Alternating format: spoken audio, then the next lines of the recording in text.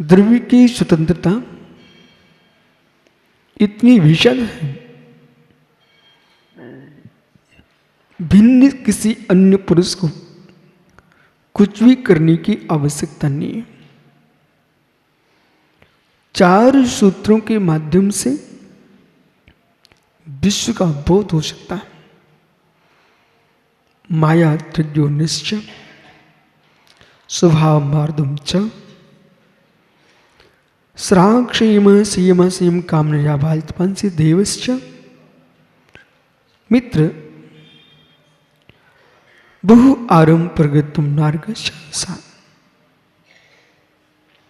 इन सूत्रों में जो लिखा है, अब यहां किसी ईश्वर को बुलाने की आवश्यकता नहीं है, किसी परमेश्वर से प्रक्षणा करने की आवश्यकता नहीं है, किसी जगत के किसी भी देवी देवताओं से मिलने की आवश्यकता नहीं है, और कोई अहंकार में दम भरना चाहे कि मैं तुम्हारा ऐसा कर दूंगा, उससे कहना तुम परेशान मत हो। बोले क्यों? ये आत्मा बहुत आरंभ, बहुत परिग्रह करे, संक्लेश परिणामों से युक्त रहे, ईर्षा डाह का कभी विनाश न हो पाए, कलुषता अंत से विराम न ले पाए, क्रोध के चाहे कभी शांति न हो। मित्र, बिल्कुल नहीं घबराना, बिल्कुल नहीं घबराना। आपकी नरक की व्यवस्था नियत हो चुकी है, टेंशन नहीं लेने का।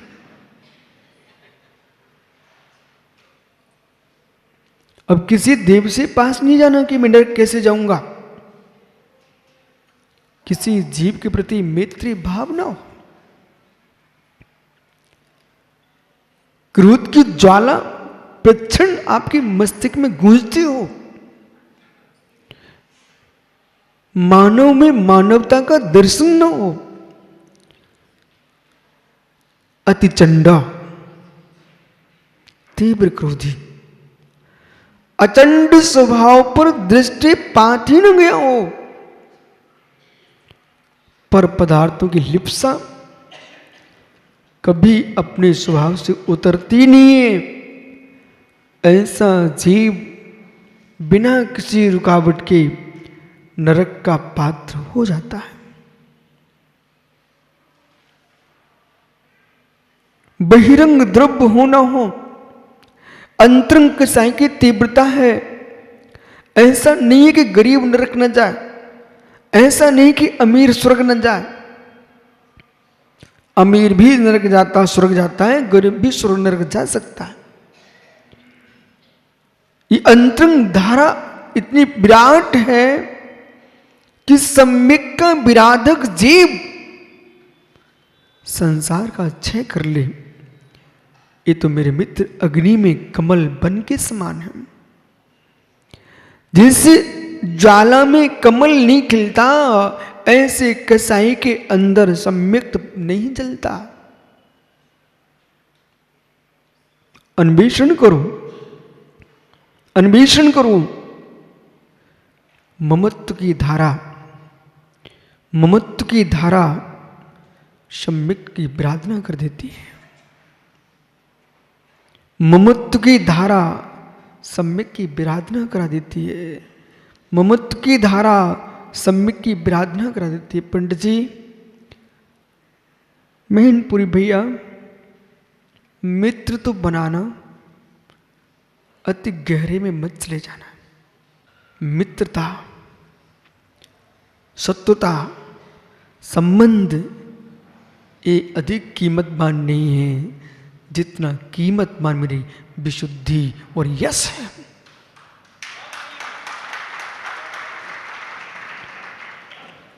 दो का ध्यान रखना चाहिए। हर एक मुमुक्षु जीव को, प्रत्येक देश के नागरिक को दो का ध्यान रखना चाहिए। यश का नाश न हो पाए और विशुद्धि का क्षय न हो पाए। संसार में तुम जो कुछ कर रहे, कर किसके लिए रहे हो? धर्म कर रहे तो विशुद्धि के लिए, और धन जोड़ रहे तो यश के लिए, और दो ही विलीन हो जाएं तो किसके लिए? एक पिता के एक पुत्री थी, एक पुत्र था। एक पिता के एक बेटी एक बेटा था। 21 वर्ष की बेटी, 20 वर्ष का बालक माता पिता के साथ जीवन जी रहा था। पिताजी ने प्रसन्न सागर जी करोड़ों की संपत्ति संग्रह की, करोड़ों की संपत्ति संग्रह किए और निर्णय किया एक भवन पुत्री के लिए दूंगा, एक भवन पुत्र के लिए दूंगा। ऐसा विचार किए पिता। संपत्ति जैसे पर्वत से टपकता पानी कुंड में भरता है, ऐसे उस घर में दीपक बेटा संपत्ति कमी नहीं।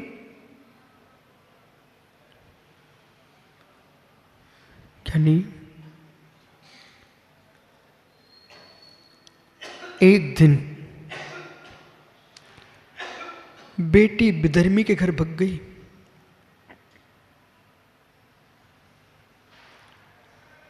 और बेटा विदेश चला गया। कोठियां खाली पड़ी, कोठियां खाली पड़ी। माता पिता पागल हो गए। बोले क्यों? ज्ञानी लोग समझाने गए, क्या हुआ?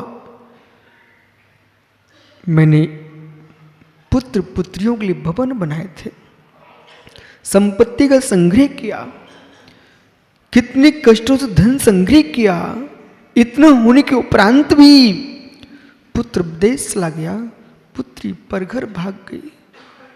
अब मेरे पास बचा क्या है? सुन सुन ज्ञानी, यस यस पुत्र है, विशुद्धि पुत्री है, दोनों ही चली गई, घर सुना है।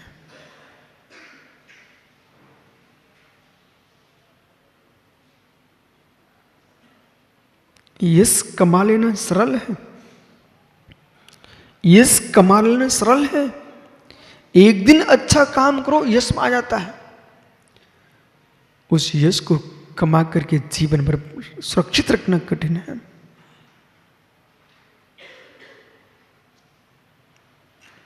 जिस ख्याति को प्राप्त किया है पंडित साहब, उस ख्याति को सुरक्षित रखने के लिए जीवन भर चाहिए, जीवन भर चाहिए। एक दिन भी गड़बड़ हो गया, काम बिगड़ जाएगा। जिस यश को कमा के रखा है, प्राण चले गए, उसकी चिंता मत करना, तो सदियों तक यश जीवित रहेगा। यश चला गया तो तुम कितनी वर्ष जी लो, लेकिन तुम्हारा जीवन मृत्यु से भी गया बीता है।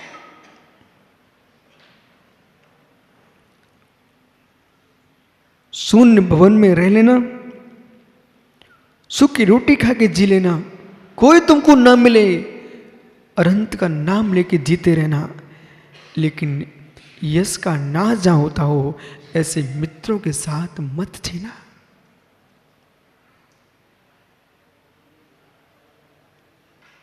है ज्ञानी,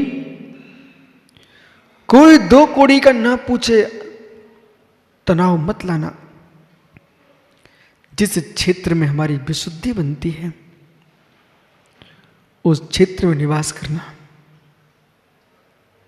और जिस क्षेत्र में विशुद्धि का अभाव होता है, उस क्षेत्र को शीघ्र ही छोड़ देना।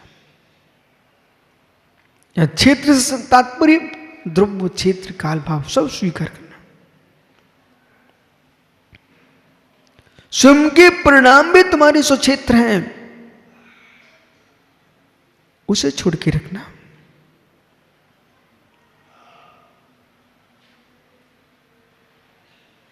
क्या हो गया? इतनी ठंडी क्यों हो गए आप सब?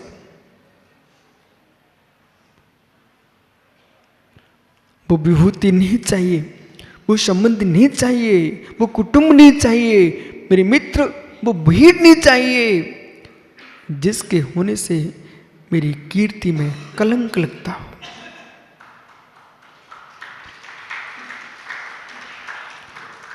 आपको लगता है कि मैं व्यवहार से कीर्ति की बात कर रहा हूं, कमलांकुर कीर्ति की बात नहीं है। आपको बोध होना चाहिए संसार में सबसे ज्यादा कष्ट संताप का होता है। दुख सुख, तापा क्रंदन, परदेवन, मित्र, ये सब के सब क्या है? ये असाता वेदनी कर्म के आश्रम है। अब असाता का जो आश्रम हो रहा है इनसे, बिंदु क्या है? कर्म करने के पहले क्लेश का बोध हो जाए, कोई अशुभ कर्म ना करे।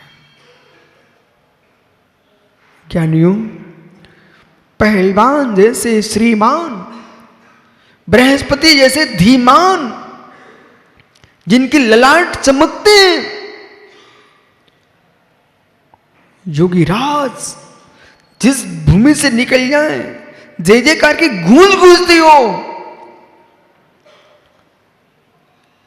एक जरा सा कलंक लग जाए, उनसे पूछना चेहरा का क्या होता है। ये सारे आनंद तभी तक हैं, ये सारे आनंद तभी तक हैं जब तक तुम्हारे जीवन का यश सुरक्षित है। कहीं ना कहीं विशुद्धि के लिए आपकी यशा कीर्ति काम में आती है। कहीं ना कहीं विशुद्धि के लिए यशा कीर्ति आपके काम में आती है। बोले क्यों? संक्लेशता नहीं आ रही है, संताप नहीं आ रहा है। वो संताप क्यों होता है? जब जीव का अपवाद होता है तो संताप होता है।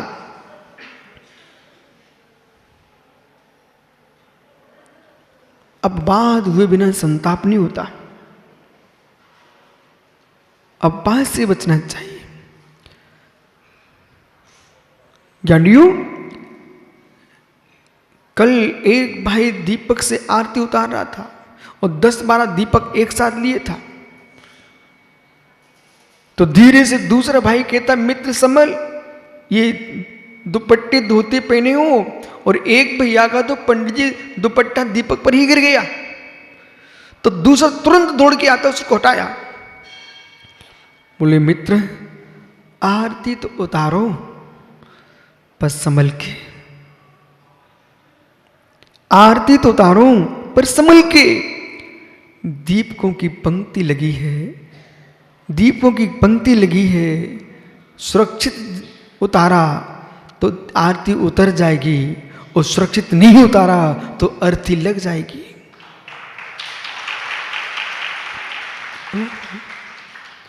इसमें ताली बजाने की क्या आवश्यकता पड़ गई? अर्थी के लिए ताली बजा रहे मित्र। पुनः बोलो, पुनः बोलो। ब्रह्मचारी, मोक्ष दिल्ली, श्रुत सागर जी, सुरक्षित उतार ली आरती तो आरती उतर जाएगी, प्रभु की भक्ति का फल मिल जाएगा।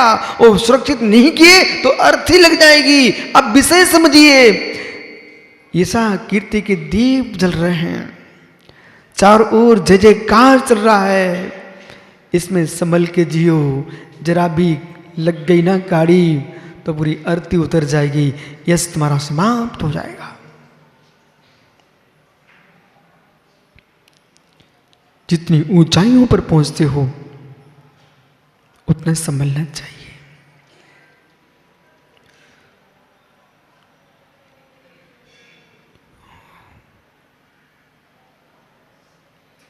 बाहुबली भगवान के पीछे जंगल में, यहीं पर सम्मिश्र में, पंडित जी हम प्रतिदिन देखते हैं छतों पर, यहां मधुबन में बहुत बंदर है।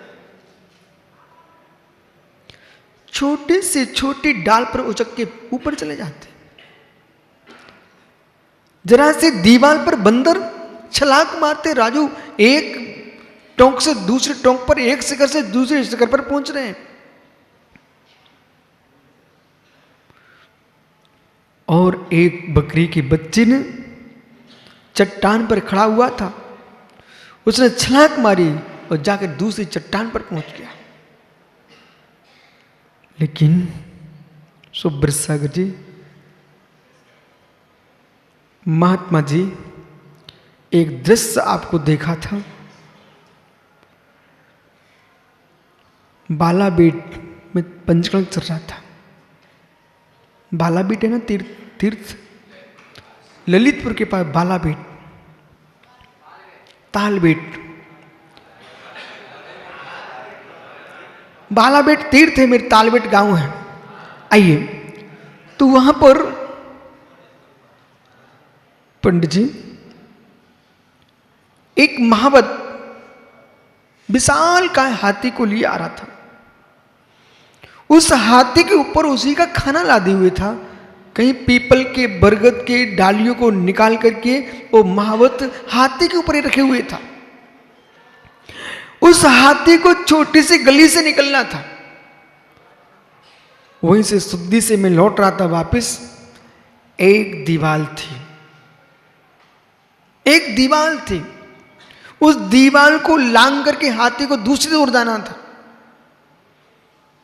मित्र, मधुवन के बंदर और मधुवन की चट्टान पर खड़ी बकरी का बच्चा और बकरी, उसके बच्चे सब कुदक रहे, फूल रहे, उदक रहे हैं। छोटी छोटी दीवालों पर बंदर उचक रहे हैं। पर हाथी तो ऐसा नहीं कर पा रहा। विष्णु सागर भैया, हाथी ऐसा नहीं कर पा रहा है। उस हाथी को मैंने देखा, सभी मुनिराज वहां पर थे। हाथी ने एक पैर दीवाल के बाहर उधर किया,